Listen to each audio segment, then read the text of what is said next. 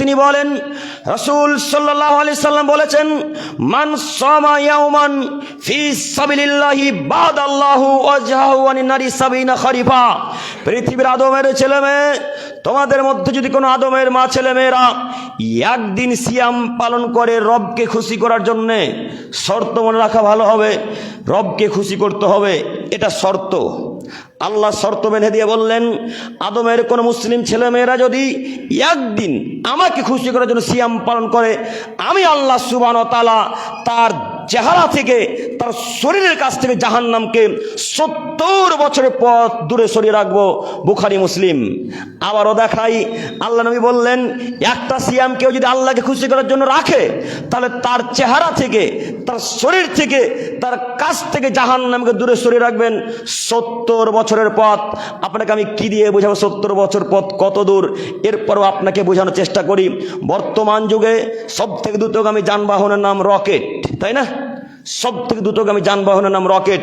আব্দুল করিম সাহেব, রসুলের যুগে তো রকেট ছিল না, রসুলের যুগে তো এরোপ্লেন ছিল না।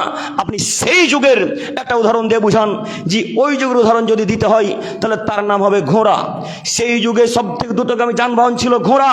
একটা তাজা হিষ্টপুষ্ট মোটা সোটা ভালো ঘোড়া 1 ঘন্টায় ছুটতে পারে 70 থেকে 72 কিলোমিটার। 1 ঘন্টা ছুটতে পারে কত কিলোমিটার? 70 থেকে 72 কিলোমিটার। যদি একটা ঘোড়া 70 থেকে 72 কিলোমিটার 1 ঘন্টায় ছুটে, তাহলে 2 ঘন্টায় কত ছুটবে? 3 ঘন্টায়। 2 বছরে, 3 বছরে 70 বছর যাবত তাহলে ঘোড়াটা কত দূর যাবে আমি আপনাকে বুঝাতে অক্ষম। আল্লাহ নবী বলছেন, আজকে রামনগর থেকে যদি একটা ঘোড়া দৌড়াতে শুরু করে, এই ঘোড়াটা দৌড়াতে দৌড়াতে দৌড়াতে দৌড়াতে দৌড়াতে গিয়ে যে দিন 70 বছর হবে যেখানে, ওইখানে থাকবে জান্নাত জাহান্নাম। আর যে লোকটা সিয়াম পালন করছে ওই লোকটা থাকবে রামনগরে। তার মানে জাহান্নাম তার কাছে আসার কোনো যোগ্যতাই রাখে না।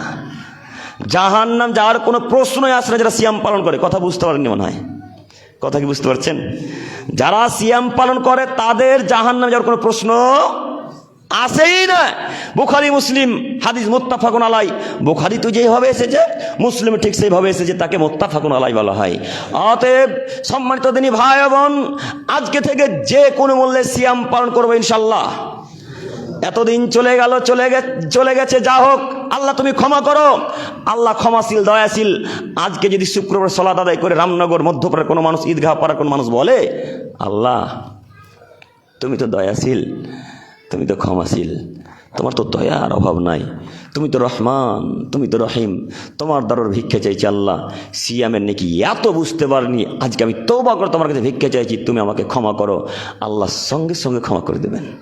তার নাম আল্লাহ, তার নাম রহমান, তার নাম রহিম। তিনি এত দয়াশীল, এত ক্ষমাশীল, আমি আপনি তার দয়াকে চিনতে পারলাম না। যাই হোক, আজকে কি ভিক্ষা চাইতে পারবো ইনশাল্লাহ? পারবো ইনশাল্লাহ? ইনশাল্লাহ। আল্লাহ তুমি আমাদেরকে কবুল করো। সকলে